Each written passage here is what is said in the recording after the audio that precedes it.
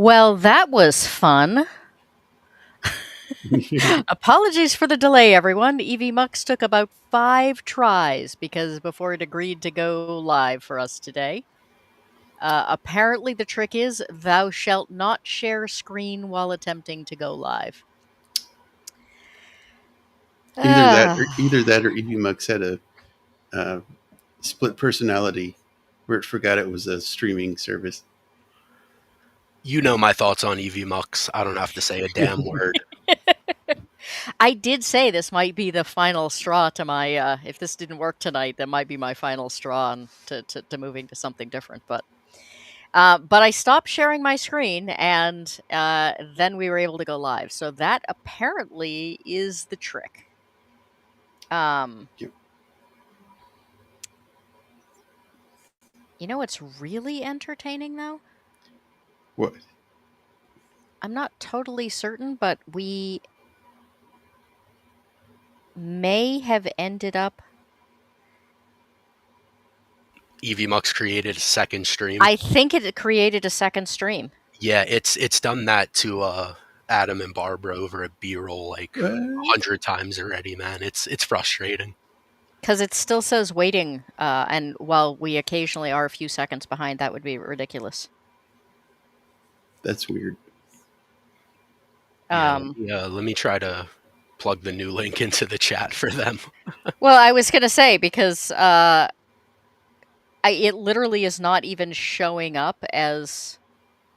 Like, I can't see the chat, the correct one at all.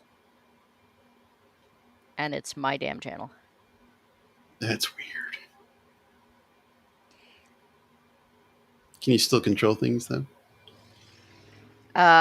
Well, I mean, that's kind of a different thing, but the issue is I can't... Oh, there we go. Yeah. Yes, so the proper shows you've never seen is still showing up as upcoming, whereas we are showing on a separate stream. So, isn't that exciting? Yeah, I dropped the link in the original chat, so I think they'll start heading over, or not. EVMux, love it. Well, see, here's the other thing. So that means I have to go through and change the link on all of the places that like Twitter and all that good sort of stuff. It will not let me access the stream at all. That's weird. I cannot bring up the stream on my phone. I can still bring up the old stream that isn't working. I cannot bring up the new one. It will not let me see it.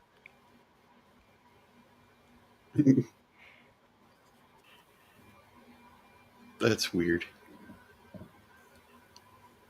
Weird. So, weird. Yeah. YouTube, baby. Yeah, I don't think weird is the word that Eraser would use. No. No. A more flamboyant word. So what do you think? Garbage, dumpster fire? I will get your channel banned. Let's not go there. I like you, though. You're cool. I don't want the channel to, disappear.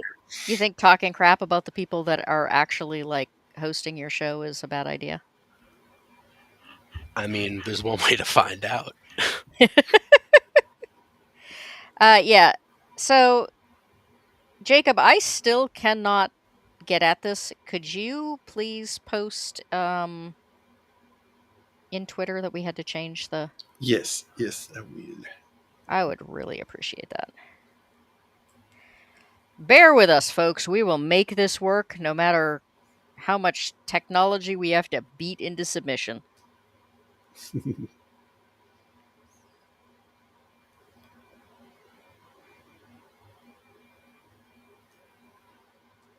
Beating into things into submission is something we excel at. Yes. So the really terrible part about all of this is that a whole bunch of people are probably going to miss it. And the general consensus is this episode was much better.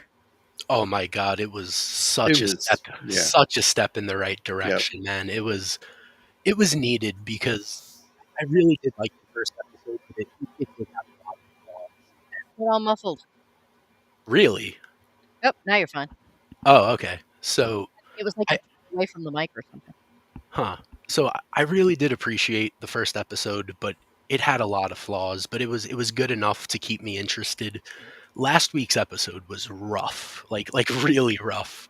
So I was, if this episode didn't, hit home, I don't think like mentally I wouldn't have cared about the show anymore. I usually have a 3 episode rule, and yeah, I'm just happy that this was actually a fairly banging episode, man. I was really happy with it.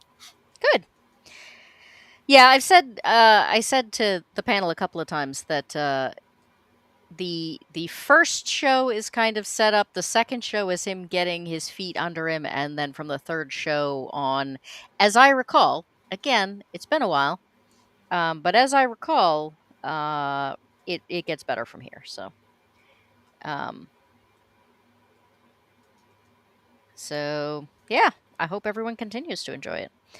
Um, other than Evie Mux, who apparently hates the show, because we've determined we're not. It is determined we are not going to participate here. So one of the things I really think is kind of, I mean, it's a really tiny touch. What do you think the chances are I can share my screen without like disconnecting us? I wouldn't put money on it. um, One of the things I found really interesting is it's kind of a little touch, but they made a new introduction for every single episode because as things change in the show and every loop is a little different, you end up with a slightly different. They're mostly the same shots, but they're in a different order. And if you have something that did happen different, it'll usually pop up.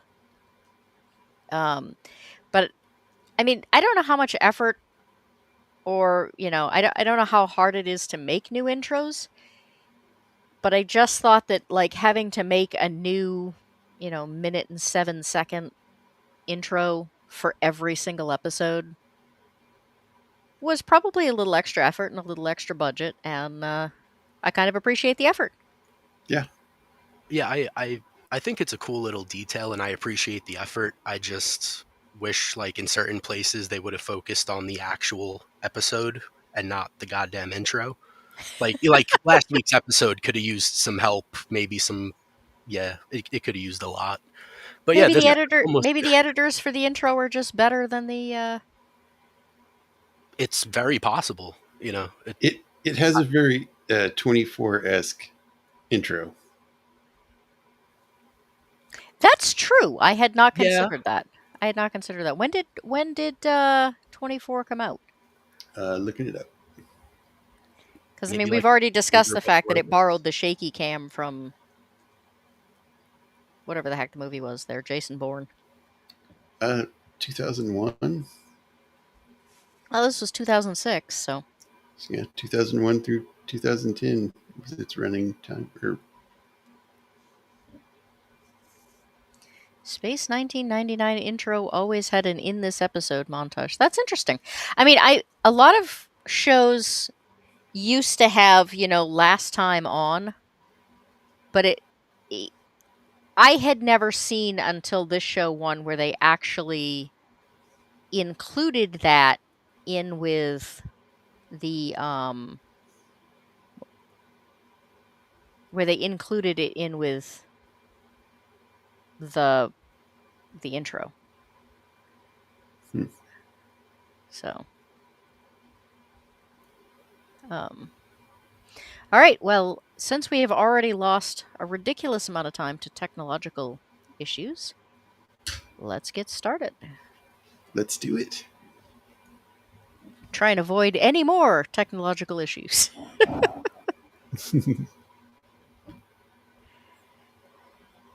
All right. You guys are going to have to help me out here because, as previously mentioned, my head is not cooperating today. So We once again start off at the 6:18. I found this interesting. I assume the alarm must be set for 6:30, but it never actually goes off. You Yeah, know, he one of just those. wakes up. Like, how many of us ever just, wake up at 6:18 in the morning? If I have something that I have to get up for, I usually wake up earlier than I need to. True. I find that if I'm worried about oversleeping for something, of course, I'm more likely to wake up like 6 times during the night worrying that I've overslept, but, Hey man, you um can't oversleep if you don't sleep at all.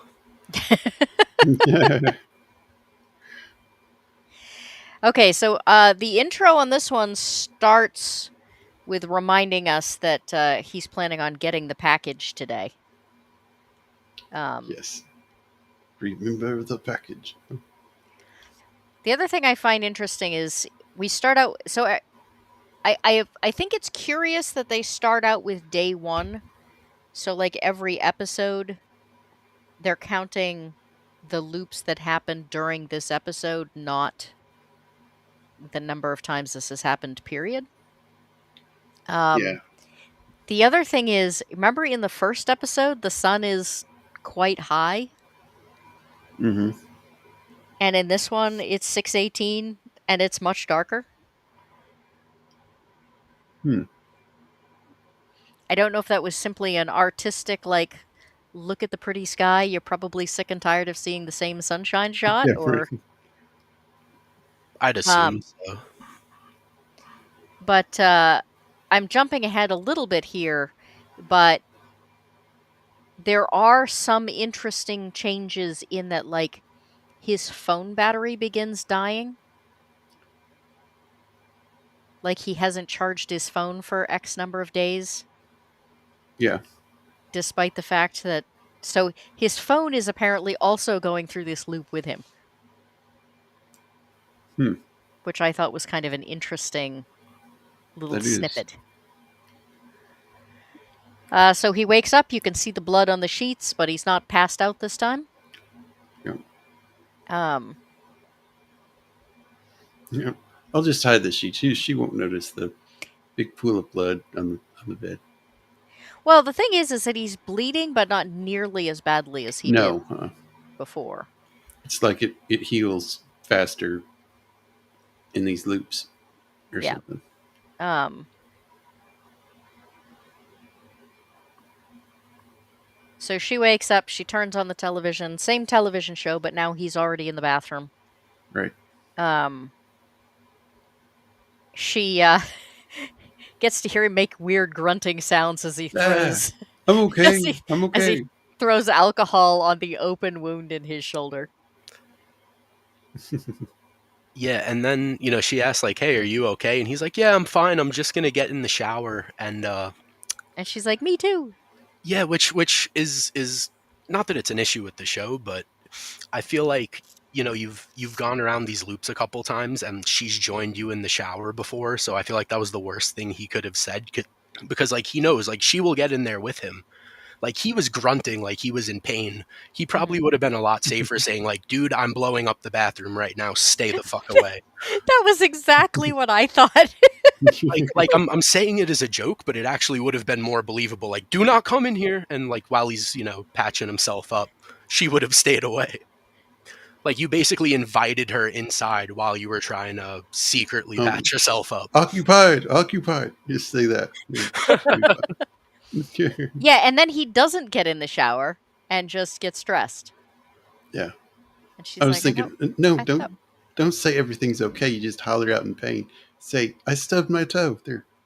Yeah, like he's not a good liar. No. Especially when I it comes mean, to like smaller stuff like that. honestly though, it's a trait I really like because I like terrible liars. They Hey, usually I learned I was a terrible liar early, so I didn't lie. Yeah, Tried so you not just to. stop trying, right? Yeah, right.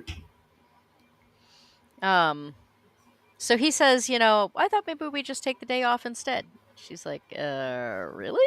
Cuz Um, this was interesting because the first time she apparently was quite eager to take the day off with him and go see her mom.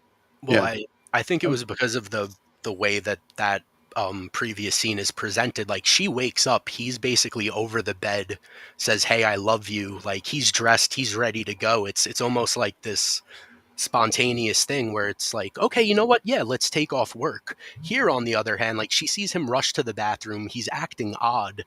It's almost like, hey, let's take a spontaneous romantic trip, or hey, I'm running around the house like a secretive crackhead. Let's take off work. And she's like, no, I have to make money. So I understand the difference in, you know, She her still has. willingness to go. On the other hand, the fact that he's acting so weird has caused her to totally ignore the fact that there are blood on her sheets. yeah. Like, because she's busy paying attention to him acting weird and not the fact that her sheets are all bloody. Yeah. As he's standing there, he notices, oh, wait, I forgot to take care of those towels. She's not going to miss. Oh, wait. I'm not thinking here. He's thinking, oh, this day will repeat. It doesn't matter if I get everything bloody. Right, but that So, doesn't change. no, he's like, oh, there's a bloody towel there. Oops. Yeah.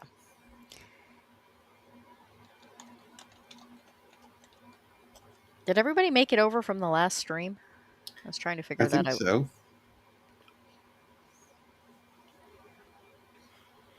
I feel really bad when tech stuff just goes wrong. Eh, So it happens. It's okay. so he basically, puts her in a better mood by, saying, "Oh, I know your mom gave this to you. I'm going to make it up for you. We'll go anywhere you want." And it's interesting because it's very sweet and it's very touching, considering that she doesn't know that she's the one who told him a couple of cycles ago. Yeah. She thinks he just remembers this, but I found the conversation in that first loop like better because like they have a problem and they work through it and they talk to each other. Uh, and in this one, he's like just using that information to basically snowball her. Yeah. So even though on the surface it sounds really sweet, I found the first one, even considering that they were borderlining on a fight, I found that one more real and more endearing. Yeah. Right. But Um, the look on her face is like, I don't I remember you didn't tell you. Yeah, telling like you that was a. yeah, and like she does have that moment of like, I don't remember telling you that, but he's moving so quickly, and he's like, hey, I want to make it up to you before yeah. she could even process and remember, like, hey, I never told you that. So like she's happy that he's getting her out of the house, I guess. But yeah, like he moves so quick, she kind of just doesn't have time to think about it. Yeah, and then he totally messes it up when she says, "I want to go to Mexico." And he's like, "Oh, Mexico. What the? great." I wonder why he's so unenthusiastic about it. Maybe he just figures, "Wow, running to Mexico doesn't make me look guilty." No. Um, Yeah. Then he sees the lady yep. that gets hit by the bus. And this was actually pretty good here. It's like, here, you want some coffee? And then he goes in and like Yeah, but starts asking her questions until the he's out of bus the car before crashes. she even says anything, and she's just like, yes." He's like manic. Yeah. um, yeah, and then the thing that's interesting is he actually writes down the stuff that she's telling him and then finds out later that it's applicable. Yeah. Yeah, I think he has to later on in the episode. He basically has to remember her phone number from memory. Yeah. Which is pretty good. I wouldn't remember that. I wouldn't either, but my understanding is that writing things down makes it Yeah. a little bit easier. Yeah. Um, hey, peepers, welcome to the chat. Um, Yeah, I almost think like because when he remembers things, it's like flashes in his head. I wonder if that's like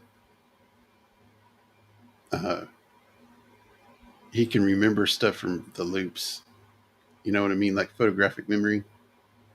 yeah, it's hard to say. I mean, I think situational awareness is really important to law enforcement in the first place. Yeah, Um, so they tend to notice a lot of little details, at least in my experience. But yeah, I don't know. I don't know how many of them could do phone numbers. And you don't know what it's doing to his brain either that he's picking up new memories on the same day. yeah, They're obviously not writing over each other. So, you wonder how many of these he'd have to go through before it would start getting really confusing. Did this happen last time or the time before? yeah. Right. Um so yeah, he saves her from the uh oh no, I forgot about this. Yeah, so she takes a call from some mysterious person and says, calm down, what's wrong? And she's like, and then she says, I just can't do this today. Like, don't call me. Yeah, Um, did everybody figure out immediately who it was? I thought it was Chet. Yeah, I think it's supposed to be Chad. Um, because the weird thing is that he's not in the car for this, and yet Yeah, he tells it's her on kind the of he tells her on the next loop if Chad calls, talk to him. yeah. I don't know if that. I don't know. I don't know if I think he recognizes that Chat might be a jerk, but still he's didn't want harm to happen to her. Yeah, he still obviously cares about her. Yeah. So I don't think it has anything to do with the phone call. I think the phone call was just to throw us off, throw the audience off. Like, oh, she's got some weird thing going on too. Well, and this was the first time, this and the bar scene between them were the first time I thought, we say Chad's a jerk, but he very obviously believes that his wife was cheating on him with his partner while they were working together. Yeah. So who wouldn't be a jerk? Yeah. Exactly. Um, because yeah, he's been told it didn't happen, but that was several loops ago, and the conversation has not been had since. Right. Um, so he gets her phone number, he gets her address, he's basically just stalling her.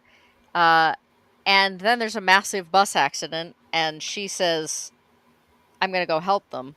And he's like, but we were going to go away. And she says, well, yeah, but that was before there was a massive bus accident right in Yeah. front of me. There is a one small detail when you see the bus, drive by and right before you hear the crash, you hear people screaming, yelling, people like whipping their heads around, but Brett doesn't even move because he knows it's coming. He's relived this day so many times, so this many is only times that he just this is doesn't. only this is only the second time he's seen the bus accident though. No, but he knows that it's coming, so he's not Yeah. shocked by the crash of it. Yep. I He's have to just like, say, it's cool, never mind, have a good day. It's just a yeah, bus crash. It's okay. he was just focused on that woman, which is apparently did not consider the people in the bus at all. Yeah. Um, Yeah. There's no seatbelts on those buses. well, to be fair, those buses are pretty solid, but Yeah. yeah, and he's like very he gets better very quickly in this episode, but here he's still very like, the EMTs are gonna come. Like, it'll be fine. Like his whole attitude is just, it'll be fine.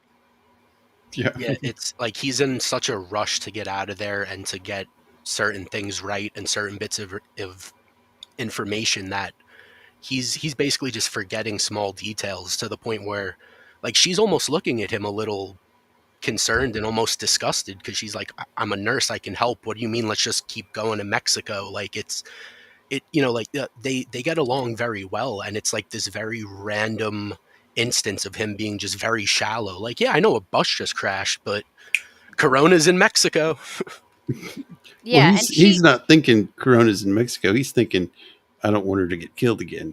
I know, but right. he's not going to say that out loud to her. No, And hey, no. let's keep traveling, you know? Yeah. Even in the But what's weird is he would be going over there too. It wouldn't just be her rushing over there. right. The other thing I thought of, and I did not think of this the first couple times I watched this show, she tells us the whole story about Chad not letting her rescue the dog. Yeah. And like I said, I think we find out later that there's like a connection between like that's why they didn't work was because she couldn't get that out of her head. So here she has this guy she thought was different, and he doesn't want her to stop to go to some entertaining thing. He doesn't want her to stop and help people. Yeah. Um, and I wonder if part of not only is he acting crazy, I wonder if part of her is seeing like Chad's flaws in him all of a sudden all over again. Well, yeah, in her mind, it probably is. I mean, she doesn't know what's going on, so she couldn't help but think that. Yeah. Um yeah, so she's like, "You're being really strange. What happened to the guy I, went to bed with?" And she's like, "I'm going to go help these people." And he says, "All right, but go to work. Don't leave the hospital." Good evening to Dadman and to Adam. So he goes after the What's Adam? package. Besides. Oops, I hit the wrong button. Um, she's throwing her hands in the air. Like, I I'm initially dead. was like, did she just flip him off?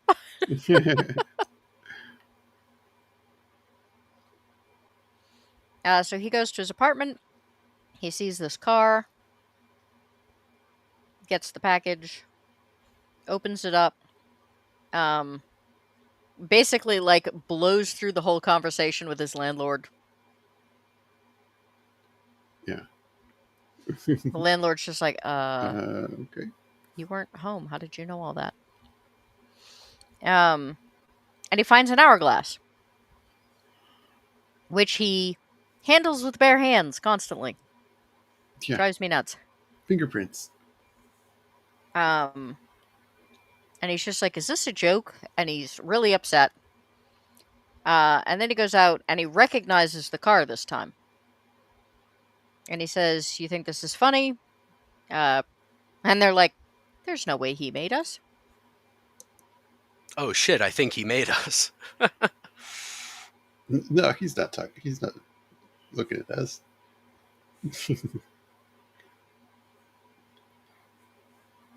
He ends up throwing the hourglass at the car. Which I like, okay, I know from his point of view, you're thinking that this is going to be some, really important package. It's nothing more than, what's in his hands. It seems stupid, but you're in a time loop, it's an hourglass. Like, even if it was nothing more than a penny, like, don't you think you should still hold on to it? Like, Yeah. at this point, he knows he's in a time loop. Like I said, if it was a penny, like, it might have significance. I could see him getting frustrated at the fact that it's nothing more than an hourglass, but he throws it at the car. And it's like, if it did break, any chance you had, if it was significant, like, you've just screwed yourself over. Yeah, you might have tomorrow to do it I was again, gonna but it's say, just I could throw it at the car. I'll just pick it up again tomorrow. no, Yeah. yeah, but no, but it, like, at this point, you've been through what, like, 5 loops or something like that. I feel like you should be going for, let's try to get everything done now. And like, it's a quick thing where he gives into anger, but it felt a little goofy to me. Like, it was a small detail, but it does come it comes back later when his partner jokes about it. So I guess it's worth the joke, but I don't know. It was a bit goofy. Maybe, but honestly, man, I know a lot of people that would react that way. They just got blown off by their girlfriend. She's mad at him. She thinks he's a jerk. and the package he was in such a hurry for turned out to be apparently nothing. And then he finds these guys that have been like spying on him and shooting at him, are like parked across from his house. I Yeah. get being angry. I wouldn't throw the thing that still might be important. Like, you just don't know if it's important yet. Like, Oh, I this, know. It he's just seen I some think it, strange things in this, like, throughout these loops. I feel like he shouldn't have been that angry unless they're trying to maybe, like, set up that he does have, like, small anger issues here and there. But I don't know yet. Yeah. My I first think it was thoughts were: is there anything written on it? Is there something hidden in the thing? Is it cocaine in the instead of I hourglass? honestly thought the first time he ever did that, I thought he was going to throw it and it was going to break open and there was going to be something in the sand. Yeah. Um that was my thought. Um but I think it was just the fact that it was in his hand. Like I think if his phone had been in his hand, he would have hucked it. Yeah. So Rita's attempting to take care of all these bus accident survivors. Um and who shows up to see her but Chad? And he says, "Hey, you changed her hair." And she's like, "6 months ago." I don't know why she's irritated that it was 6 months ago because, like, it's not like she's seen him in 6 months. It's not like he's been hanging around and she was like, "You haven't noticed in 6 months." What Um, but this doesn't make sense. If you hadn't seen her or anything in 6 months, who are we sure that was him on the phone? I mean, that could have been something else. I mean, well, he hasn't seen her. That doesn't mean he hasn't talked to her. yeah. Um, And he throws like a subtle dig here because he says, "Oh, like, it looks nice." He says it was 6 months ago, and he says something along the lines of, "Yeah, but I still preferred the way you did it, like a certain way when she was yeah. with him." Like, he can't help but throw in these subtle digs at the end of conversations, and Well, I think like 2 or 3 times it happens in this episode, and everyone around him just realizes how much of an asshole he is. It happens again later. but he thinks she cheated on him. Um, and honestly, the fact that he thinks that she's a cheater, uh, and still like takes this much care to like look after her is, I don't know. I just really started to think, if anything, maybe he's not enough of a jerk. um so he says, "Have you seen Hopper?" Uh he then makes it clear that he knows that they're seeing each other. And he then tells her about the murder and says that she's wanted for questioning as a witness because they think he killed someone. And Right. he does say, "I'm sorry to have to be the one to tell you." Um, and I think he probably really is because she's going to be pissed at him for being the messenger. um, and he says, "You don't have to go down." Um, and she decides not to.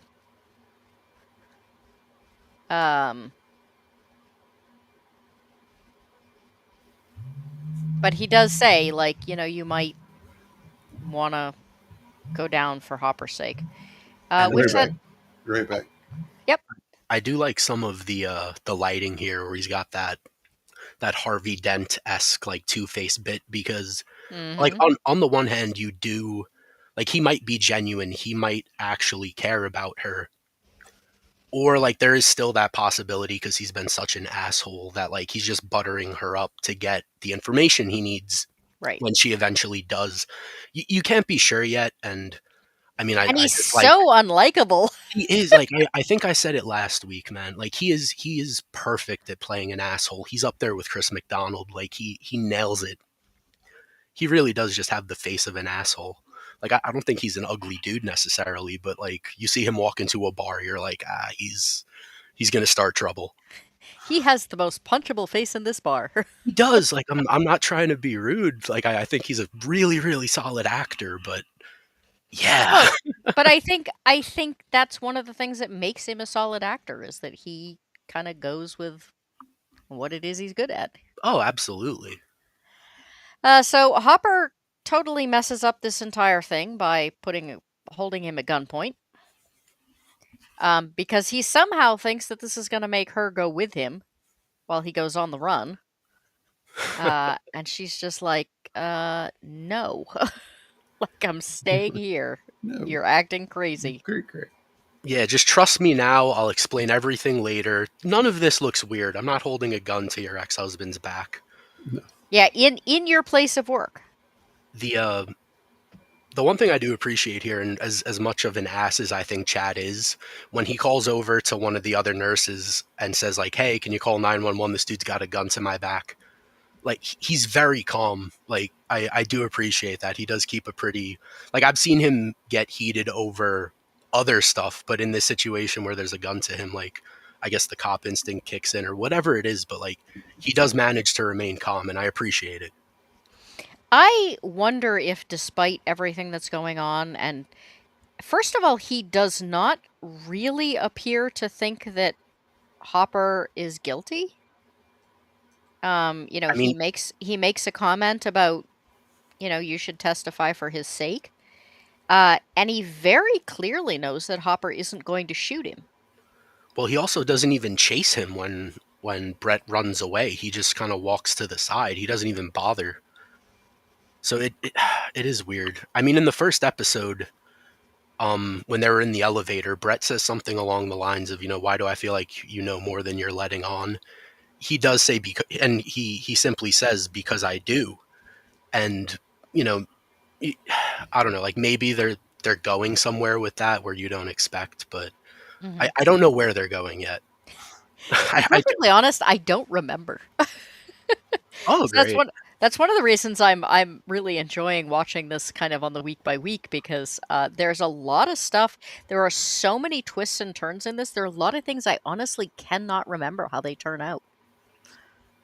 Um, Yeah, that's but good. I do think that as much as Chad hates him and is angry with him because again he thinks he stole his wife, um, he still feels like he knows him well enough to know that he's not going to shoot him. Yeah. I mean, I don't know how long they were partners, but you get to know people when you're in that intimate Hmm. of a relationship. Yeah, in a lot of ways, it's more so than yours. I think Andrea says it later. Like in some ways, it's more than your spouse because well yeah, later on she says like, you've been my partner longer than like I've kept certain relationships, basically. yeah. Um, and it's not even just a matter of length of time. It's also a matter of the fact that your spouse does not usually have your life in their hands on a daily basis. Yeah. Um, so it's an intense relationship. It's intimate in a way that you know a lot of relationships are not. Yeah. Uh, honey, I know this looks crazy, but honest. But honest. um, it says you got to come with me. I'll explain everything later. And she's like, no. And then he says, I have to take you in. Despite the fact that he has no intention of doing so, he Yeah, just and then he comes doesn't in. even bother. Yeah, then he just doesn't even try. He's just like, I was just trying to hurry him along. Um, so she's at the bar at, what do we guess, 10 or 11 o'clock in the morning? She's had her IA investigation. And this is interesting too. She's had her IA conversation, but Chet was at the hospital, so there has to be a time gap between. Well, no, because he doesn't even find out about Chad doesn't find out about Brett until he is talking to her. So he apparently has the conversation with her, finds out about Brett, and then goes to the hospital. And Yeah. she goes to the bar. Wait, is this bar inside? Hmm. Is the bar inside or outside? Looks inside to me. Okay, so it could be still daytime.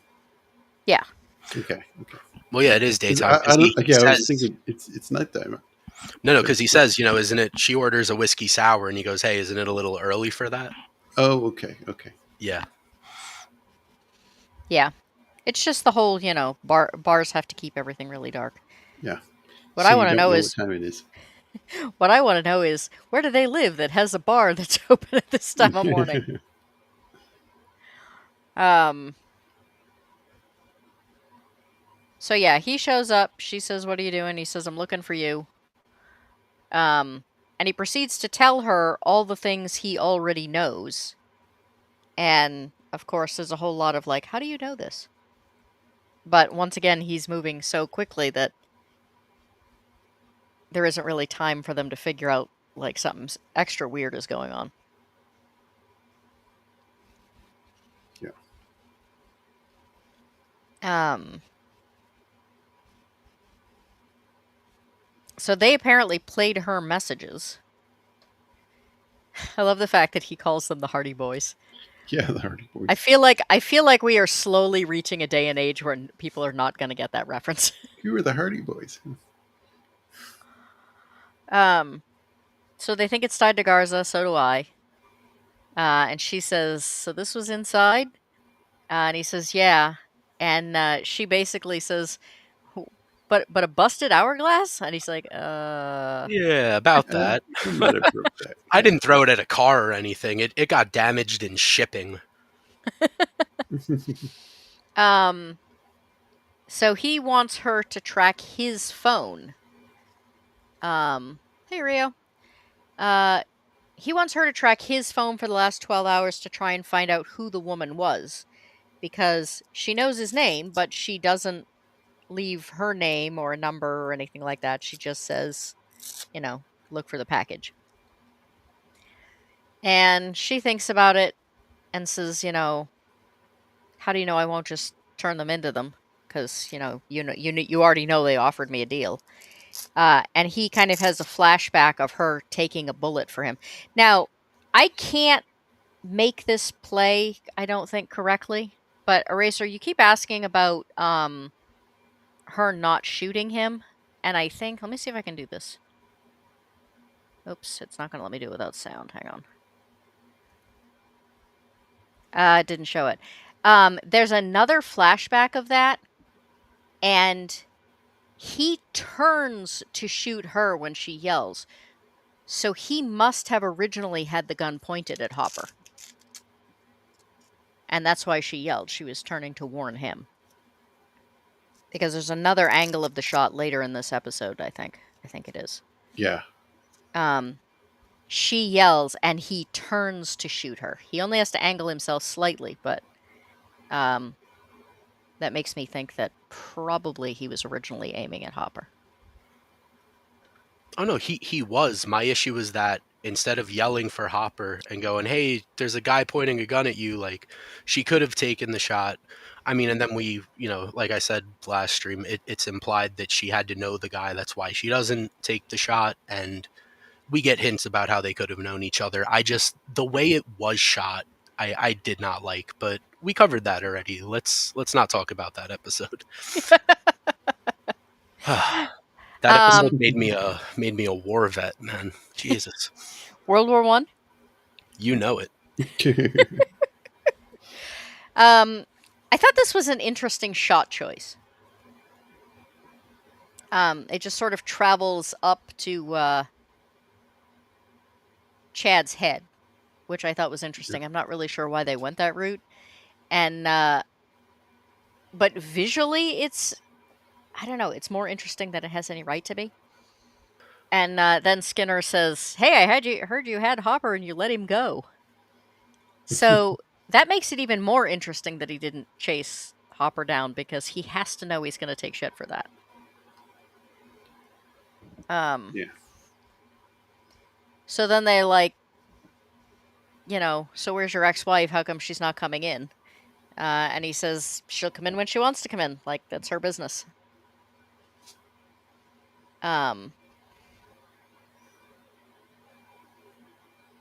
then he kind of turns the tables on them while they're giving him a hard time and says, you two are heading into a wall you're never going to get his partner to flip on him.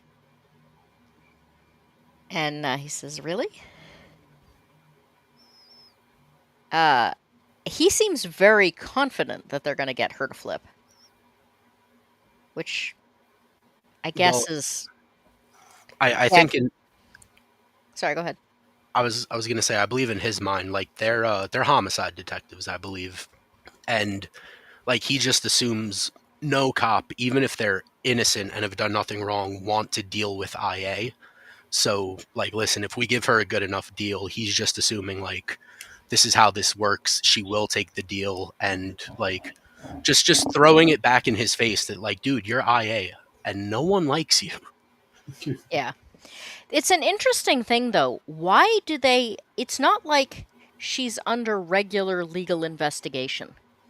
Why do they even have the capability to say, we'll make IA go away if you help us? Yeah, right. They shouldn't have any say over what IA does.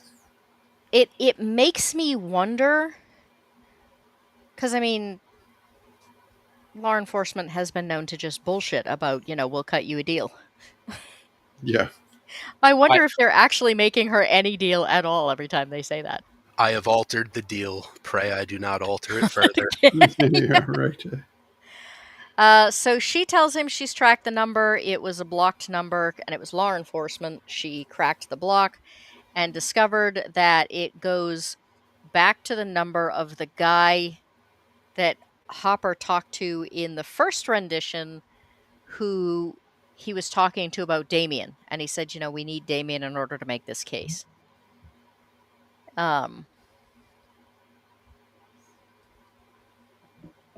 don't know why. I really like these sort of sharp shots with the kind of blurred out backgrounds. They feel far more realistic than the CGI, perfectly clear driving backgrounds we get nowadays.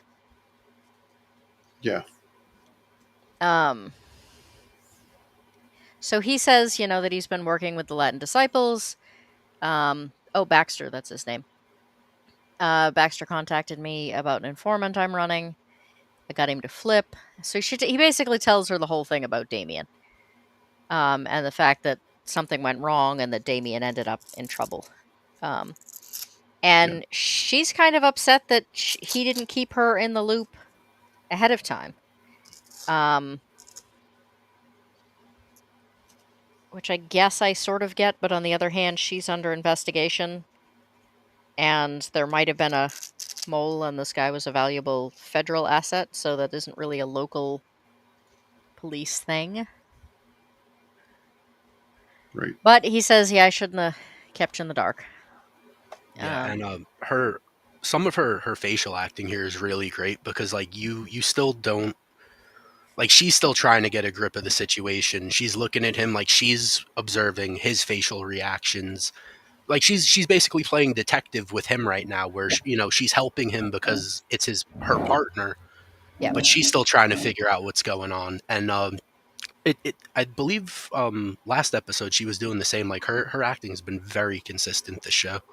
Yeah. Yeah. The thing even little things like the fact that she won't meet his eyes while she's busy being angry at him. Yeah.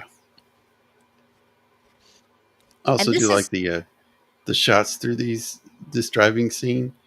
Like, one half of their body is in shadow and the other's the open window. I like that. It's good. Which is interesting because realistically the back of the car would have windows and there would be light coming in that side too. Right. But it's still a cool shot. Yeah, it's really amazing what type of shots you can get when you're not just, it's not just all shaky cam. Like, there is a very big, like, there's a lack of shaky cam in this episode, and I'm very happy about it because it was really one of the things that was holding the other episodes back, and they happened to dial it down here. And you do really get like some decent shots, like some cool stuff with the lighting. It just goes to show like how unnecessary some of the shaky cam has been in the first 2 episodes. The thing I notice about these shots though is that there is a tendency and I am not in any way, shape, or form defending a lot of the modern media that's been turned out. But the fact is that if you start nitpicking every shot and every line and every word, you're going to find problems. If you looked at this totally out of context and said, well, this is a terrible shot because there should be light coming in from the back seat, you'd totally miss the point. Yeah. Context matters, and sometimes these little individual things are done specifically because context matters. And if you take them out of context, then yeah, they suck. Yeah. And I think that's really important to remember when we're reviewing and talking about media. That, you know, yes, you can do the EFAP thing and stop every single frame, but if you do that, you're going to find a lot of flaws that aren't there if you take them in context. Right. Well, so And also too, I mean, my show pretty much is going frame by frame, and you see some things that you missed. You know what I mean? oh yeah, I'm not saying there isn't benefit in going frame by frame. I'm just saying like you have to be careful not to take things like so individually. Right. The example I always think of is I once lived in an apartment and the lady downstairs had owned her own house in the country for like 40 years. And suddenly she was living in the city in an apartment with people living over her head. And she didn't work and she didn't have any hobbies and she didn't do anything. So she had nothing better to do than listen to us walk around upstairs. So to her, we were constantly making a tremendous amount of noise when all we were doing was walking around. Right. It was just that she was so focused on finding the next sound that irritated her so that she could bang on the ceiling. That she just couldn't focus on things that might be positive. And I think we are getting the point where I think that that's a danger in reviews in general. We're so focused on finding reasons that a single shot, is unrealistic that we forget that it's a Like good shot. the forest for the trees. Yeah, something like that. Yeah, it's an unrealistic shot, but it's a good shot. Yeah. But I will say my pet peeve is women who dye their hair blonde and leave their eyebrows Yeah. brown. I wasn't going to say anything, but This is not as severe as some I've seen, but Yeah, like I did. the platinum blonde with black eyebrows. Oh Lord! The guy who made Fifth Element made the comic book movie that I'm going to forget the name of. It was really pretty. Valerian. Yeah, it was really pretty, but it was a dumpster fire. Yeah. The actress in that had that like platinum Oh hair and then yeah. like Yeah. black eyebrows. I was just like, oh, that is so distracting. At least Lilo had the same color eyebrows as her bright orange hair. Yeah. Well, I mean, even that would be more understandable, but it just it really it took me out of the scene so often watching that movie. I was just like, ah. So she says, "Is there anything else that you're not telling me?" And he says, "Yeah, but you wouldn't believe me."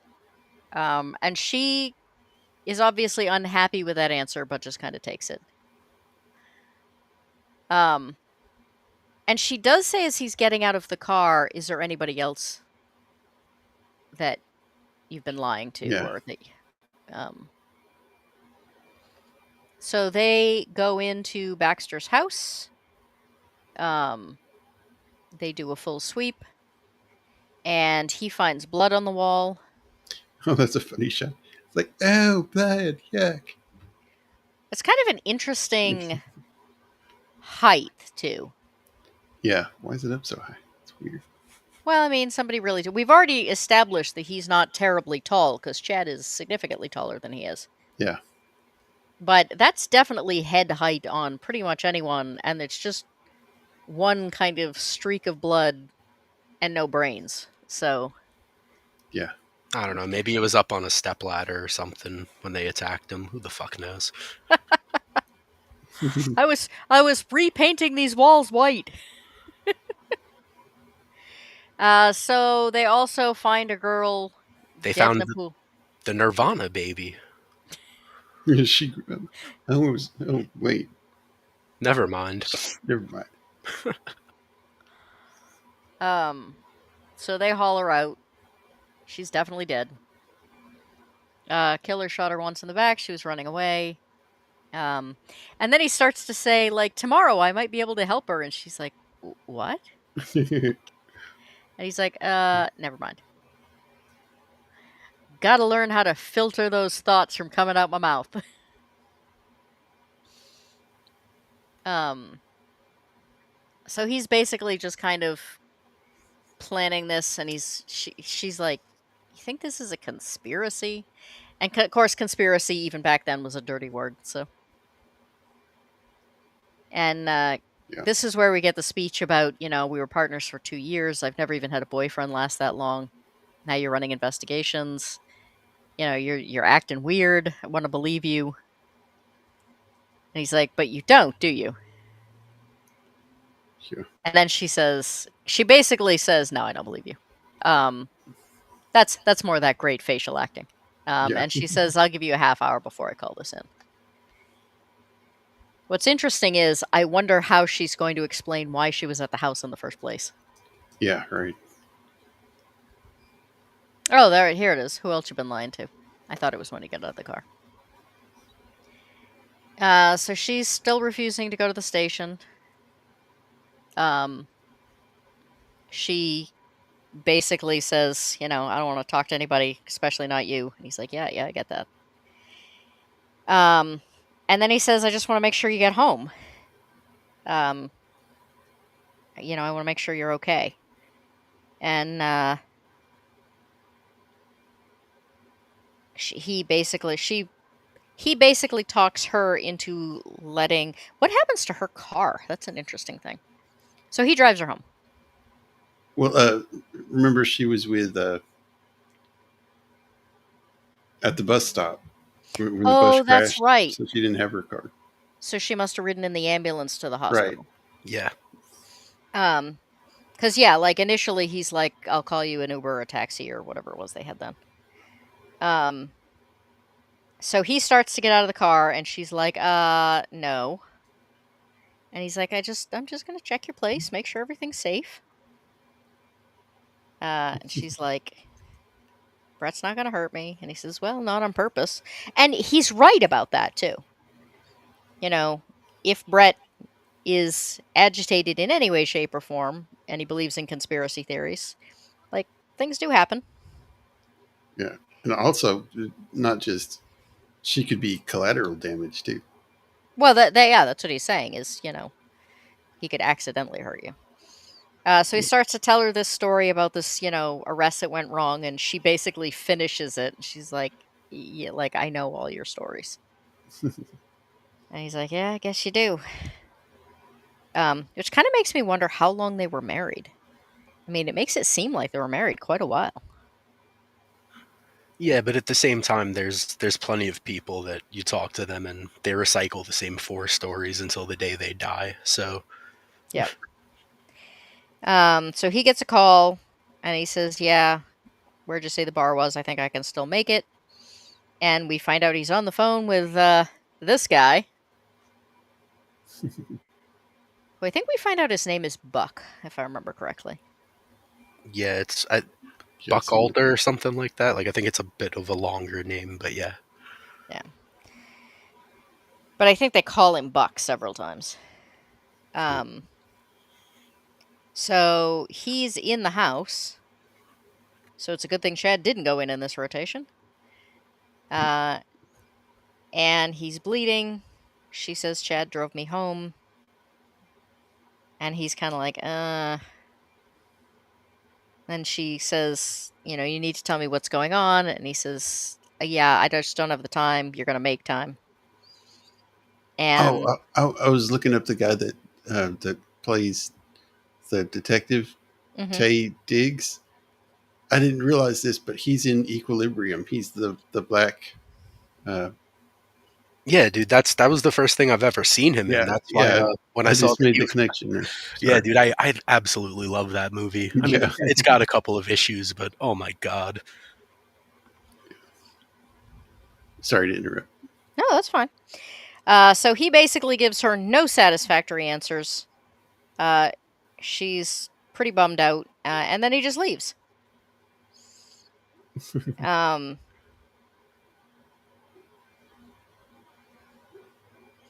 and gets picked up by Damien's guys because he missed his 9 o'clock appointment.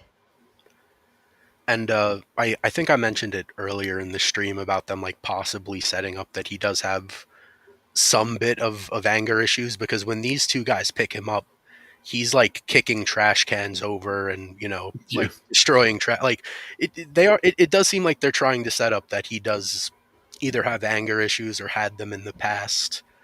Like it could even be a reason why he's being set up as a fall guy. Like maybe Yeah. he couldn't control his anger in the past, and it's subtle enough. But then when like in earlier in the episode, but when he's like karate chopping dumpsters, it's a bit over the top in my opinion. Yeah. No, I think that's valid. I don't whether or not he, normally has anger issues or whether or not it's just. I mean, I think we all have anger issues given enough stress. Um, Yeah. and he is definitely in an unusual situation. I would like to think that I would be calmer than this, but I've never been caught in a time loop, so. So Damien's pissed. We had a deal. I help you, you help me. Um, and he says, you know what happened to the last guy? And he says, he probably got capped. And he says, no, no, no, he increased his territory and like made all sorts of money. But now that's not going to happen to me. Um, yeah, upped his production.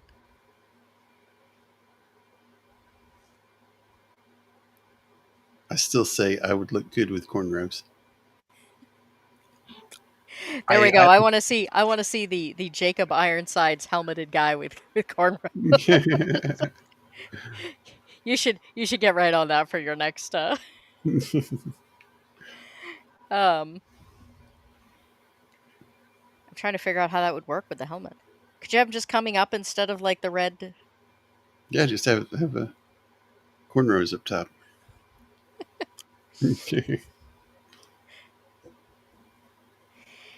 So he basically um Damien tells him there are bigger deals going down, and he's like, "What deals?" And he's like, "No, you've lost you've lost my trust, so I'm not giving you that information." Um, and then they haul Baxter out of the car because you two were the only ones that knew about the safe house, so Yeah. one of you's gonna die. and only one of you is the main character. Right, exactly. Only one of you has plot armor. Well, and only one of you is not gagged and therefore able to talk his way out of this. Yeah, right. I love how he's like, "Hey, we had nothing to do." That guy's like, "What Yeah, are what you he says. doing?" Well, Um, the thing is too is you kind of assume that they're gonna take Baxter or whatever his name is out because he's a witness to what happened at his own house. True. Um, anyway, he ends up shooting Baxter anyway. Um, he says, "I just need a little more time. You have my word. I'm going to figure this out." Uh, but they shoot him, and he's basically like, "I don't want to see you ever again. Like, you're dead too." This round we never even get to the part about like Yeah, so I'm wanted for murder. Like, Yeah, I was actually going to bring that up because in the first episode, I believe it is, like that's the thing that finally gets Damien to calm down and be like, okay, wait a minute, there's something going on here. I know that we've heard the dialogue before because he's going through a loop, but he should have restated it here because Damien doesn't know that. I feel like like this was a perfect time to repeat that dialogue because that's your best defense, dude. The fact yeah. that you're being pinned for the murder, and like Well, him and not bringing it up just seems a bit odd. yeah, and sorry I didn't get back to you. I was busy being on the run is something Damien probably could have related to. Yeah, Yeah, But this is what I meant when I said I think sometimes he gets confused as to what happens in which round. That it's not until the round we're about to start that he really starts making an effort to track what happens on which day. right. Um, and he remembers telling Damien that already. And he may simply have forgotten it wasn't this round. Yeah. He does, after all, have a gun in his face. So sun's coming up again. Um, I was just thinking, sh- how would he keep track of all that information? Write it down on his arm, but then it would disappear, or well, it's tattoo his interesting arm. because he well, later in this round he pulls out a notebook to look something up he's written, but it was Yeah, last round, so it's not there. but Um, but if he did, like Jacob said, if he did actually write it down on his skin, it might have actually or tattoo it. yeah, like it might have Leave a actually leave a stuck wound because or something. yeah, like anything that happens to his physical body usually carries to the next loop. So that actually, give him some white Sharpie and let him go to town, take some notes. if smartphones were a thing and his phone is traveling with him, could he leave himself a note in his cell phone? Yeah, Oh, he'd do the whole Dale Cooper Diane thing where he's just speaking to the yeah. I mean, yeah, you're right. He probably could. Um, so he's already dressed. This time he's already dressed before she even gets up, and this time she thinks he's mad, not that he's acting weird. He starts to knock the plate over again, but this time he catches it. She's like, "Nice catch." And then she says, "Is there something you want to tell me?" And he starts to say no, and then he says yes. And he basically describes the situation, but uses her as a witness. And he says, "I don't know what to do because I want to protect the witness, but if I protect the witness, then I can't work on the case. And I don't know what to do." And she says, "Well, if the case is solved, she'll be safe, right? So solve the case." yep, Um, And it's nothing that he doesn't necessarily know already. It's almost one of those things where it's just good to hear it from her and to hear a bit of reassurance because that's basically been his plan since the first couple loops. Like if I figure this thing out, she'll be safe. It's the fact that it's a lot more difficult than that, but like it's one of those things where like they kind of bring it down to basics, and it's I think for him like it's good to hear that from her. well, there's also the fact that even if he knows that there's going to be a loop, could you stand to watch somebody that you loved getting shot over and over and yeah. over again, even if you knew that they were going to come back just to get shot again the next day? That This that would be this tough. was weird though. He says, "If you don't protect her, will she get hurt?" And I think he says, "I don't know. Maybe." Well, he knows she's going to get hurt. Yeah, I don't know. Um, but she basically kind of puts into words what he needs to do. Um, and he realizes that she's right. Gives her a big kiss, and she says, "What's that for?" And he says, "Just for being you." And this is the first time that the phone battery Yeah, beeps at him. So he swaps batteries with her phone. I think it's interesting that he never wonders why the battery is low. well, the first time is when he's with his partner, and he's playing her the message. Remember, and it like cuts out right in the middle of it because it. Right, but I meant like in the morning. It's Oh, never been. okay, okay. He's gone through the same morning repeatedly. The thing with his partner was new that rotation, but the morning routine has been the same every time, Yeah. and the battery has not been low until now. Um, so he swaps the batteries out. Doesn't think much of it. Um, goes to the coffee shop. Um, this is where he's trying to remember the number and the name and Hmm. everything, uh, and is able to remember her phone number. Calls her and says, "Where are you?" Convinces her that the meeting has been backed up. Um, Like the like she says, "I didn't know," and he's like, "Too bad. Like, get here anyway." She says, "Give me 20 minutes." He says, "Don't stop for coffee." And she starts to head for the coffee shop anyway. And he's like, "I said, don't stop for coffee." And she starts looking around like she's a little concerned for a second. It's pretty funny. And then she gets in her car and drives off. Um, so this time, he sneaks out the back after getting the package, and they're waiting on him, and he just climbs in their back seat. And he's like, "Hey, you've been tracking me." And they're like, "I don't know what you're This talking is about." so Beverly Hills Cop thing. Remember, he does the same thing to those cops that are watching him. But I thought their attempts to bullshit their way out of it were Yeah, hysterical. Yeah, they're like, "Oh, we're just sitting here." He's like, "Yeah, with a camera." They're like, "Well, we're We're tourists." tourists yeah. You You know, a know, good place taking to eat. taking pictures of a street. Right. he's like, "Hey, you know any good places to eat around here? You a local?" And then he proves that he knows what's going on. Says he wants to speak to their boss. He pulls out his phone. He says, "It's me again." He snags the phone away and says, "Who are you?" And then a fight starts. Um, the guy in the front is like, "If you just move, I could get a shot." And he's like, Don't shoot! "No, Don't don't shoot! shoot," because he knows darn well the guy's gonna end up shooting him.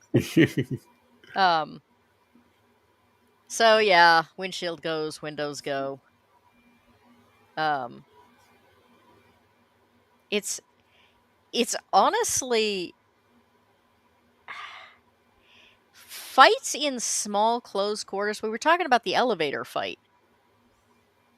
Um, and the fact that the second one wasn't great. Um, I really thought this did a pretty good job of like showing the really small closed Oh yeah, confined. this Yeah. did a Uh-huh. much better job because I think I had said in episode 1, it feels like they were trying to work within a small space, but then also make it seem bigger than it was, where, they're in a car here and they keep it very tight and they don't try to make the car suddenly like a fucking minivan. Like, it's a small car Yeah. Right. and it's messy and and there's a struggle, but it's not the cleanest looking thing on the planet, but it works for the small environment they're in. Like, Well, I have no problem with the way this was shot. This No, is 10 times that better was than good. the elevator scene. and this shot here, like, those really close faces, even this shot, like the car roof and windows aren't very far away from where the camera is. Yeah. So it manages to give a real sense of confinement even when they're not directly looking at the fight. Um, they end up throwing him out of the car. He said the balls on that guy. um, and then he's like, "Where's your phone?" And he starts to laugh, which I thought was interesting. Like, almost like he's got a certain amount of respect for him all of a sudden. Yeah. So it's a blocked ID repeatedly. We go back and we have the conversation. Is this the rotation where he said if Chad calls, talk to him, or is it the Yes. next one? Yeah. Yes. It's this Yes, one. it's this one. Um, and I don't think he did call her this time. Um, But he shows up at the hospital and basically gives her the same information. And it's interesting because his side of the conversation is pretty identical. Hers is slightly different because Brett changed her by saying, make sure you talk to him. Yeah. She's not as standoffish. Right. And yet his side of the conversation is exactly the same. And he again says, you don't have to go, but it might be good for Hopper's sake. And this time she says, okay, let me get my stuff. Which is interesting because there's still a busload of people that need attention.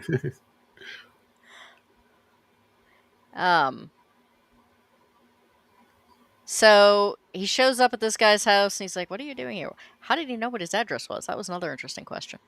Where is Well, she? they I don't looked know it what. up. Remember, him and his Oh, yeah, yeah, partner yeah. looked it up in the last Yep, that's right. rotation. See, now I'm getting my rotations confused. So he busts into the house. He says, I don't know what you're talking about. He's like, yeah, where's the girl? Runs up the stairs.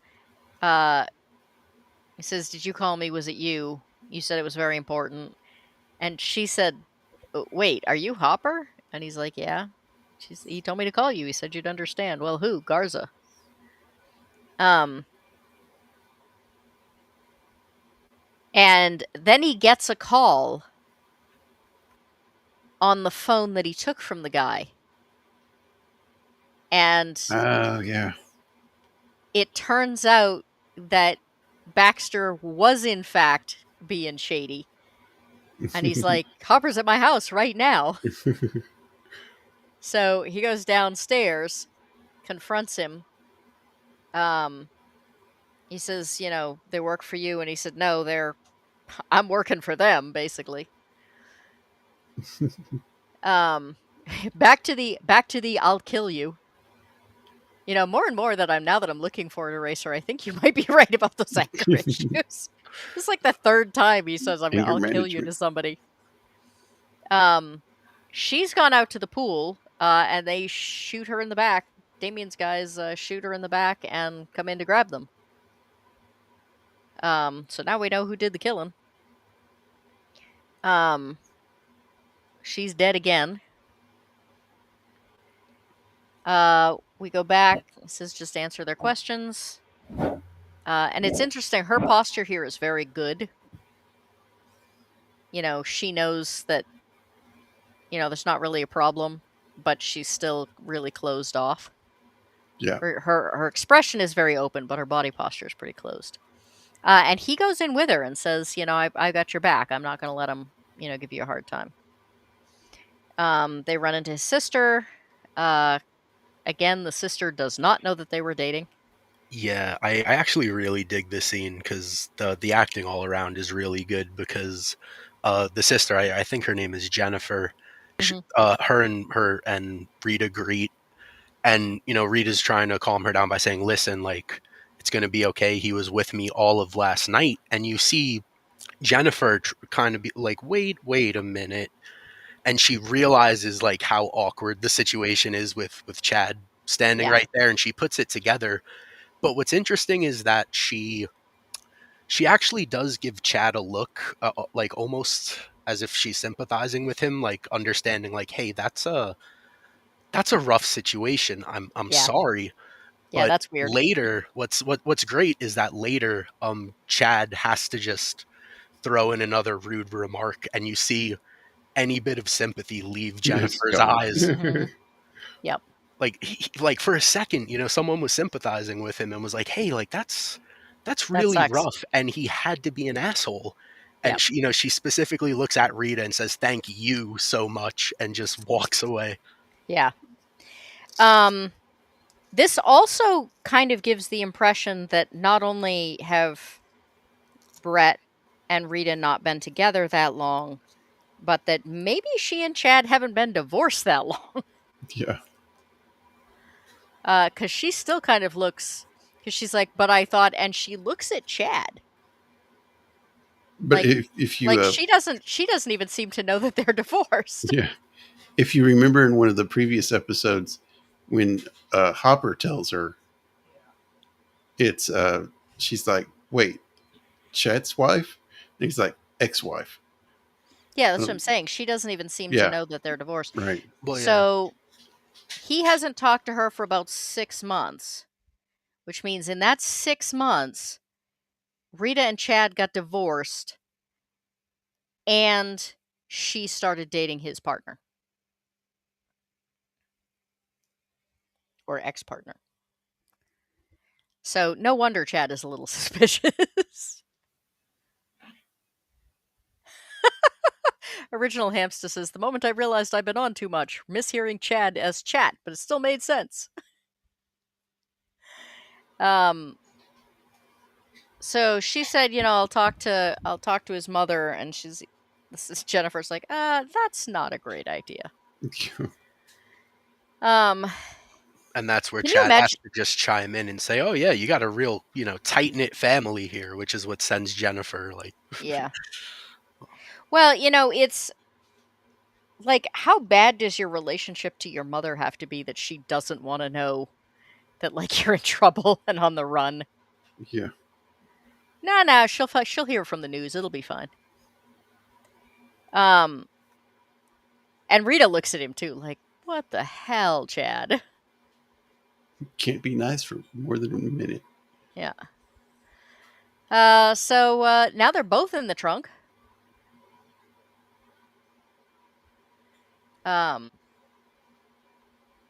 He accuses Baxter of having sold Damien out. He says, I already know, like, don't waste your breath. And he just instantly is like, yeah, you got me. Like, that look right there. He's like, it was worth a try. Latin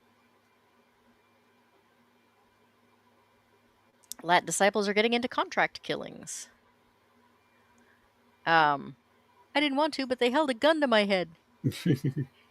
And then he basically says, he was a criminal and I'm more important. And Brett's like, you're an asshole. Yeah, he's a killer and a drug dealer. So it's fine that now I'm a killer, having given him up. And he says, you're going to get exactly what you deserve, because Damien's going to shoot you. So now we're in the interrogation. He's standing in the corner. She vouches and says he was with me all night. He didn't get up and go for any walks. There's no possible way he did this. And they say, so we looked at your license and we have a question. And Chad immediately is like, nope, not going there. Not relevant. Well, we just thought we'd ask because it's not the first time she's been in an odd situation. Nope. You either move on or we're both leaving. And we never find out what the thing is, but Chad immediately cuts it off at the ankles. Well, that's a great shot. I kind of like that still right there. And I like what he does. He's like miffed, and he sets his whatever he's eating down, like he's eating all the time. Yeah. He said, "I can't eat anymore." Well, the thing is he eating all the time, or is it just that we see him in the same spot in the rotation every time? Coffee and Yeah, a like nutty like bar. this dude's having like one snack because it's the same day, and we're just like badgering him for being like for being an unhealthy fuck. He's like, dude, it's one nutty bar and a cup of coffee. Let me be. I was Skinner in another life. I deserve better than this. Agreed, Hamster. In that sentence, in that situation, nope is a full sentence. But so there's a lot of hesitation, and then they move on and they just ask other questions.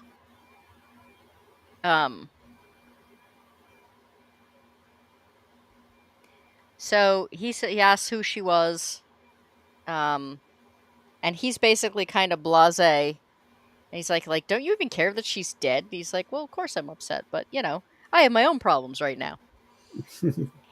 Which is the moment where he becomes even more unlikable than Chad. Damien was bad enough, but so a woman died in my pool. Big deal. As long as I live, the worst thing I have to worry about is getting someone to clean the blood out. Yeah, I gotta have somebody clean the pool out. Darn it. So we find out her name is Ava. He met her at the courthouse 2 weeks ago. I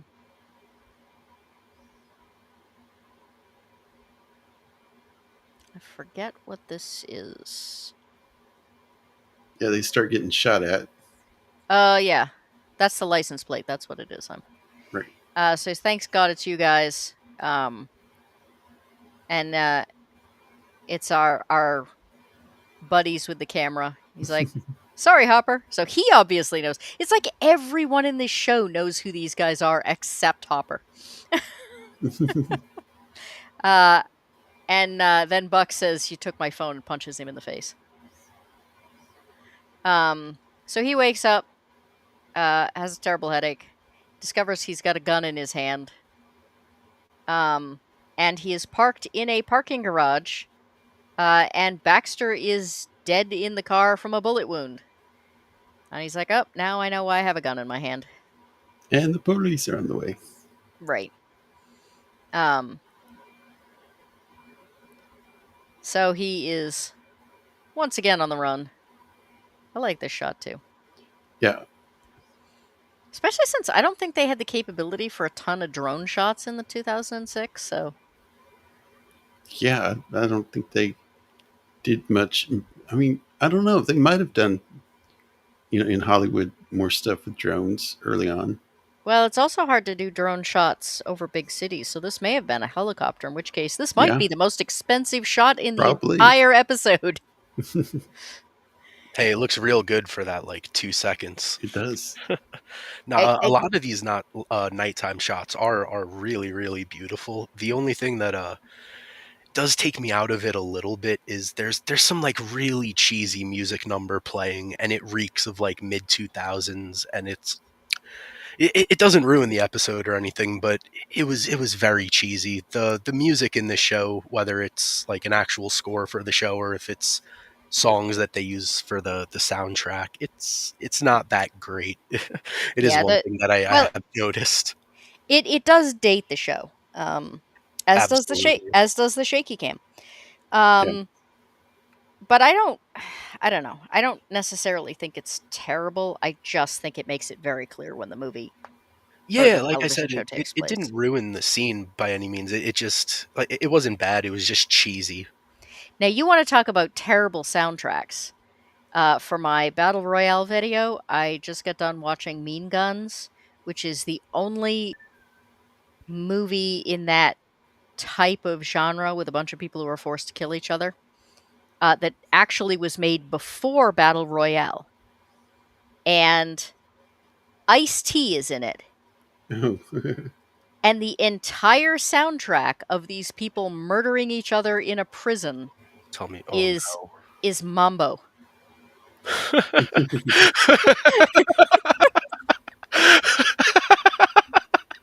Oh man, that's I have to watch that now. Great. Yeah, it is. Yeah, it is Mambo music all the way through. I'm here for it, man. There's one point where he says, at the very beginning, he says, does anyone have any questions? And the guy's like, yeah, what if I don't want to play? And he shoots him in the head, and he's like, somebody else asks him a question, he shoots him in the head. And Christopher Lambert's in it, and he says, yeah, I have a question. Where do I get this CD? Oh God. Ooh. Peak cinema, people. Peak cinema. Yeah, there you go. So he's walking down the street. What I do find fascinating is the fact that he drives that enormous truck in a city like this. Can you imagine how hard it must be to park that thing? Yeah. The fact that he always manages to find street parking when he needs it is that is the true plot armor right there. Yeah. And trying not to run into other cars going down narrow streets. Mm-hmm. Yep. We don't even have a city that size in my state, and the two biggest cities we have, I have trouble just driving my farm truck down, and it's not nearly as wide as it is. This is another one of these. Like this again, this is a shot you would never get in modern day because I don't know if green screen can't do that kind of headlight blurriness or if it's just a artistic choice in movies now, but um it makes me nostalgic. So he drives her home, and this time she lets him check the house. And she says, "Thank you for sticking up to me for me." And he's like, "Your business, not theirs." Um, hey, Mollycoddled. Eraser Mollycoddled wants to know if you can still be friends because they liked the terrible music. I'll get back to you on that. um, so yeah, that is definitely a friendlier expression than he got last round. Um, and she says, "I know your secret that you're not always such a hard ass." Well, And sorry, real quick, the nice thing about that scene right there is that she says, "Oh, I know your secret," and there's a pause, and he legitimately gets uncomfortable mhm, because in the last episode we do see him meet up at the bar with the shadow henchman dude. So like he there is something shady going on with him, and for that one like split second, he was very concerned. yeah, And then she oh you're not always a hard ass, and he looks like, oh my god, I just dodged a bullet. yeah. So he offers to stay over again, and he does the whole, on the couch, honest. Um, and he says, "At least let me walk you up, and if you feel all right, I'll go." So we know that this time Hopper is not in the house. She says, "I'm sure you have plans," and he's like, "No, I was just going to meet a guy in a bar. I can reschedule." Um,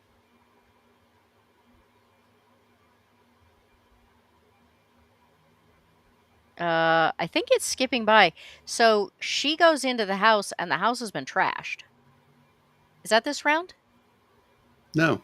Oh, It's not No, this round. Okay, never mind. Ignore me. I didn't hear Uh, that. no. No La la la spoilers la today. la. there's one. Huh. All right.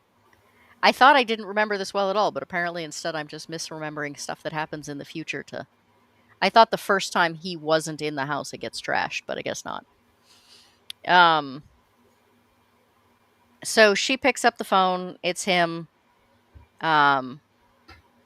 He won't tell her where he is because they might be tapping the phone. He assures her that nothing that she's been told is true. Um, and then he hears Chad in the background, um, saying, "Is everything okay?" And she says, "When will I see you again?" And he says, "Tomorrow." And then it turns out that he's outside her house. Um, and he sees Chad come out and like unbutton the sleeves on his shirt. Hipster says, "I know your terrible secret." Well, that doesn't narrow it down at all. um, so, yeah, needless to say, his day in this round does not end off well. Um, and he's pretty upset. And then Chad goes back in, and he gets another call, and he thinks it's Rita calling him back. And instead, he hears, "Hopper, I need your help." And it's his partner. And she says, "I've done so." Whoop, it's not going to let me go quick enough on the shot. She says, "I've done something terrible." And then it kind of pans down. She's standing on some sort of deck, and it pans down, and there is a guy who is apparently dead, lying on the ground. Yeah, wearing I think he's in like a security outfit. Yeah, For that's a what it second, I looks thought like. it was, I thought it was like a cop uniform for a second, but you actually do see security on the Yeah. on his Yeah. chest. Did any of you recognize him? No, I didn't. Did you see Lost? Lost. Yes. Do you Some remember Richard? Richard. Names, I don't know. Richard Oh, okay, Okay, I got Richard was the second in command that was like semi-immortal, and his job was to like guide whoever the island's guardian Ah, okay. was. Yeah, I Uh, vaguely I remember that. usually try to forget Lost, but it's cool to see this guy. Richard was one of the better parts of that show, though. So Oh no, it's not terrible. I just think it's inconsistent, and after a couple seasons, it just falls off a cliff. yeah, well, writer strikes and all that good sort of stuff. So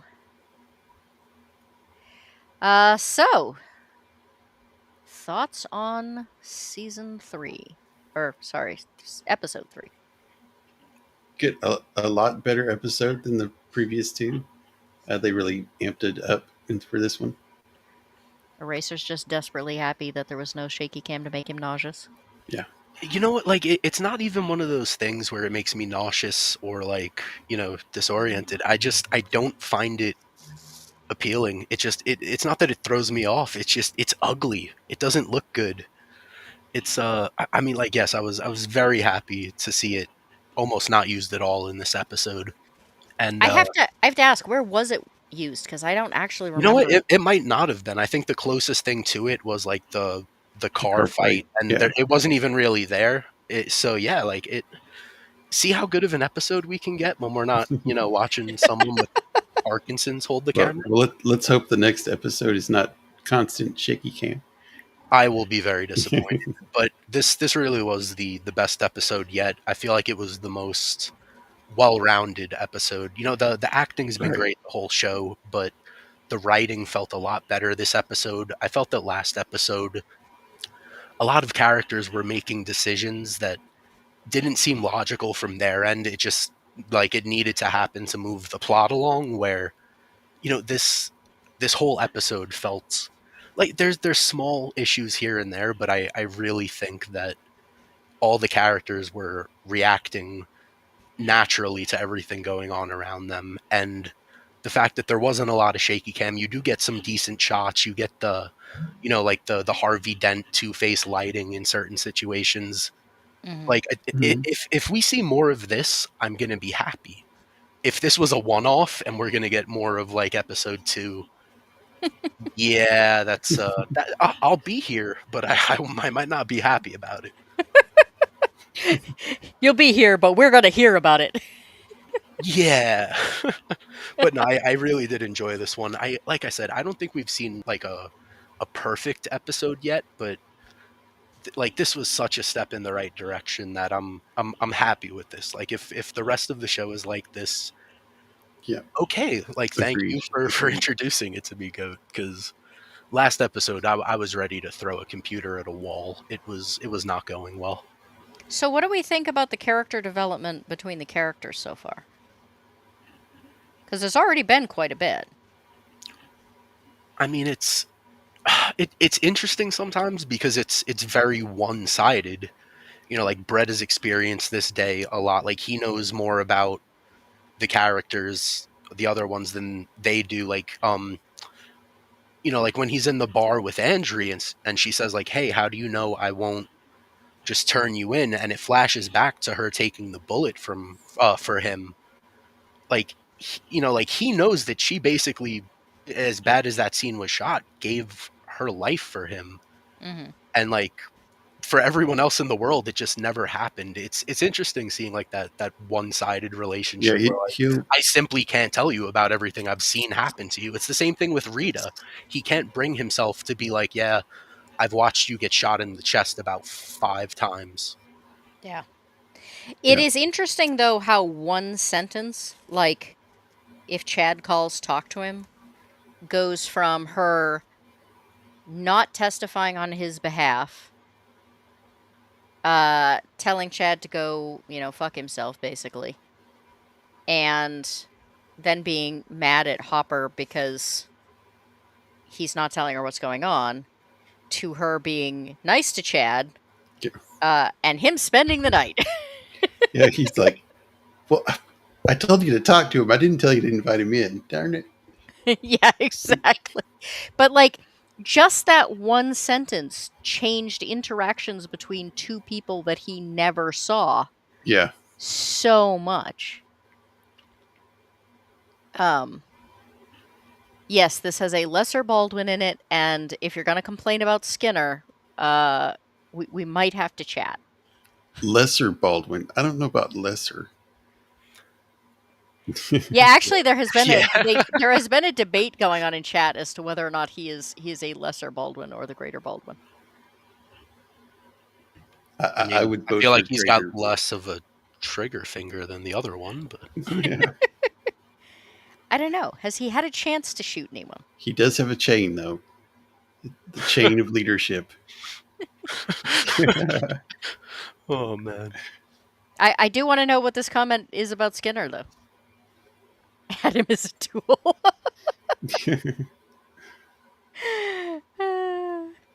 Yeah, but he's um, great at playing a tool. yeah, Yeah. we have discussed that, the fact that he's really good at just being the jerk.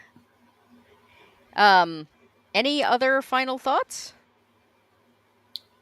No, I just actually look forward to the next episode. So Whereas last week if everyone it's was if it's going, this "Oh good, God, do we have to watch it again?" I was actually thinking that before I started watching it. Oh man, oh please be good. um, And I was pleasantly surprised. okay, I'm not sure anyone is going to get this joke except me. Check the Baldwins hit dice. Greater Baldwins have 12, lesser have 8.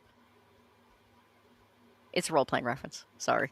Ha ha ha ha ha Uh, ha ha ha. um, in role playing games, there very frequently are monsters that are kind of just like you throw a whole bunch of them at okay. the enemies, but then there is the greater version that leads them, and there's really no difference except that they have like cooler weapons and more hit points. Gotcha. Got it. It's those two dudes that still don't know what she said. More role playing. There needs to be more role playing in your life. Um. Okay. Well, Jacob, why don't you tell us where you're going to be, what's going on, and what Okay. you're doing until the next time. Well, tomorrow night I'll be on Roman of the Empire show. We'll be talking the 1953 invasion of the Body Snatchers. So that I've never seen that, so that should be fun. Uh, Huh. then on my show on Tuesday, we'll be talking the Fellowship of the Ring, and then I'll be here next week. So I do have to ask, right? Extended editions or I don't know. Probably extended. I mean, there's only one answer. You know, I can't tell you what to Yeah, do with your they're show, but extended, but even if it makes it 4 hours, we'll be there. Oof. awesome. I hope it's not going to be 4 hours, but All right, Eraser. Yeah, Who are you modding for in the next week? I'll probably be over at Stupenzo's. Definitely B-roll over on Friday night. Lance at the Outcast Creatives. There's more. Like one day I'll just write it all down and I'll be prepared for this question. But You yeah, just need a calendar. You just share your screen, pop the calendar up. yeah, but that would mean I'm like organized and stuff. Come on, dude. But yeah, I'll just start putting some links in the chat. You know, join the Discords, subscribe to the channels. You'll see me around. It's all cool. All right. So I actually have kind of a busy week coming up. I have utterly failed in my I'm only going to do one stream a week other than this one thing this week.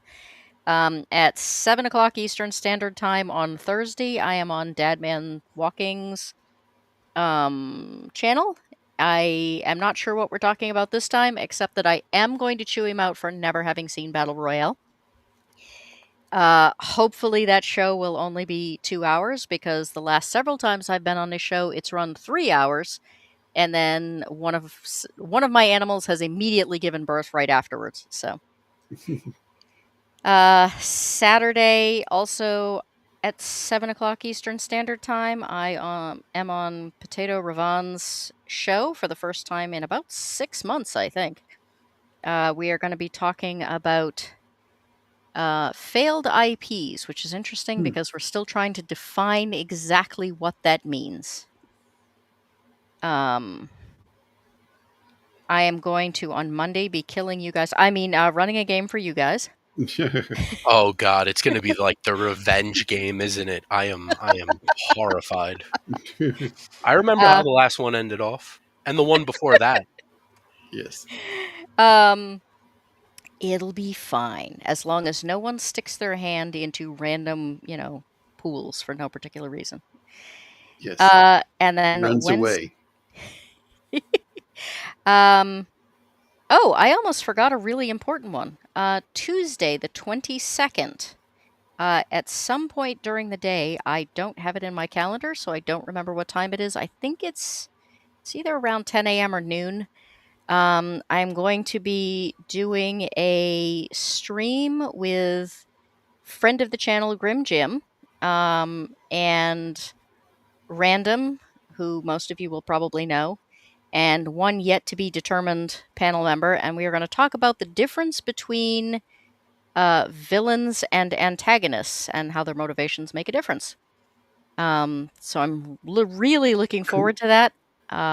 The plan is that, of course, Random reviews media and Grim writes games, and we are hoping to get a book author on to get some different perspectives on all of those things. So Nice. I'm very nervous. Random has definitely been on my bucket list to stream with for a while, so I'm really excited that he's coming on the channel. And so yeah, kind of a big deal for me. Then I'll have to get a new bucket list goal. So yeah, and I am still working on my battle royale video. I think it's probably going to get done quite a lot quicker than the zombie video did because there are less movies for me to watch. I have come up with the worst video I think, or the worst movie I think of all time, which was Head Game. It's man, you want to talk about things not being done well in this show, Eraser? There is a point where he swings a machete at someone and it wobbles. So Oh you're no. telling me that the head game was weak? Uh, it is it is so bad I do not have words. It also has more endings than like all of the Lord of the Rings movies put together, and it earns none of them. Uh, Cinema, baby. Let's go. The funny thing is it had a higher budget than some of the other movies I'm going to talk about that were significantly better. Oh, see, Hamsters figured it out in chat. It was a vibroblade. oh, that's what it is. Yeah, come on, Goat. Oh You should have no. known that. No, it You're, like actively bends when it hits the guy. And I was like, no oh, one thought you needed to do another take to that? Like really? And We'll fix it in post. there are so many endings that after the second one I thought the movie was done and I shut it off and then I was like, wait a minute. Why is there 20 minutes left still of this? So you had to turn it back on again. Yeah, it's bad. It is not even like it's not even the kind of bad that's fun to get drunk and make fun of bad. It's just bad. Oh, see, I was just gonna ask if it could be like, like No, a it B-roll cannot. movie. No, it cannot. It cannot be salvaged with alcohol. Even Yeah, not even like B-sides could do it. Damn, Well, that's I bad. was gonna say someday if Adam is really angry with you guys, it might work. But oof, Wait, it's rough. he's happy with us, like generally? All right. I want to thank everyone for coming and for getting through the technical difficulties. My apologies. yeah. For Thanks for having me. I apologize on behalf of EV Mux, despite the fact that I'm sure it will probably do something else next week that makes me even angrier. Um, thank you very much to Jacob and to Eraser. Hopefully, we will be back. Hopefully, the weather will clear and we will have more of Have our panelists back our full next panel. week. And in the meantime, I hope everyone has a great night. Happy headbutting. Take care. Bye, everybody.